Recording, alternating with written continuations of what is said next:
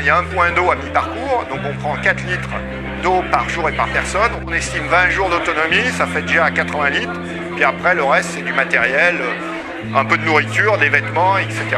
Là, on ne peut pas réduire son poids et son volume, donc je pense que c'est essentiellement l'eau. On va faire les choses de façon assez minimale en termes d'équipement vestimentaire, tente, etc. Il y aura, à mon avis, ça ne va pas peser plus de 5 kg, donc voilà, c'est essentiellement de l'eau. Le dispositif est simple, 2 bouteilles, dans l'une à l'horizontale, reliées par un adhésif. Dans la première, on met de l'urine, on laisse la bouteille au soleil, elle s'évapore et va se condenser dans la deuxième bouteille qu'on a pris le soin de mettre dans le sable à l'ombre. Je pense qu'il faudra surtout qu'on compte sur nos réserves d'eau propres. Mais je pense qu'avec ce qu'on emporte, 3-4 litres d'eau par jour, si on marche vraiment quand il fait frais, je pense que ça va fonctionner. Ouais, de nuit. Voilà, de nuit au petit matin. Et s'arrêter les heures les plus chaudes, on va rester immobile.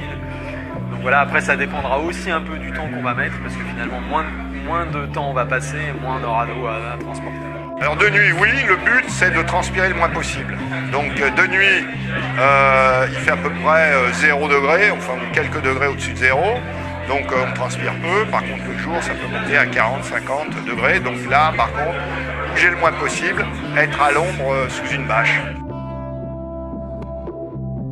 S'il doit vraiment arrêter parce qu'il n'est pas en forme, parce qu'il tombe malade, il se fait mal, si on peut le récupérer et si l'autre peut continuer, il continue.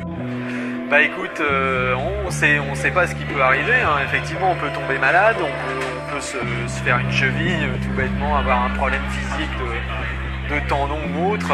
Bah, je pense que là, ce qui est plus ou moins convenu, c'est que bon, s'il y en a un qui doit arrêter pour des raisons impératives, l'autre va essayer de continuer, hein. Il faut au moins qu'il y en ait un des deux qui arrive au bout, mais enfin a priori le but c'est aussi d'arriver à le faire ensemble. Quand je cours l'ultra-trail du Mont Blanc, j'ai pas de prétention si ce n'est de terminer. Hein. Je vais pas me mettre à gagner l'ultra-trail du Mont Blanc, alors que c'est pas. Donc, moi, si vous voulez, tout m'intéresse. Un record m'intéresse, une première, comme ça va être le cas là, m'intéresse, et puis participer à la Transat anglaise ou au Vendée Globe m'intéresse aussi. Donc, maintenant, pour répondre directement à votre question, s'il y a un record, s'il y a une première, c'est encore mieux. Je suis toujours un peu limite sur mes budgets pour mes grands chemins historiques, pour d'autres projets, donc j'espère bien que ça va débloquer les choses à ce niveau-là. Bon, j'ai déjà du retour médiatique, je pense, hein, mais là il y en aura encore plus, ou sur un niveau peut-être moins spécialisé, donc ouverture vers le grand public.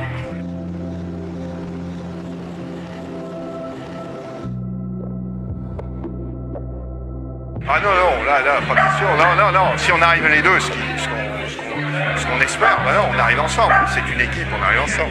Ah non, ça je pense pas. Non, il n'y en aura pas de notion de toute façon de chronomètre à la minute près, etc. Donc... De toute façon, ça serait même pas la peine d'essayer.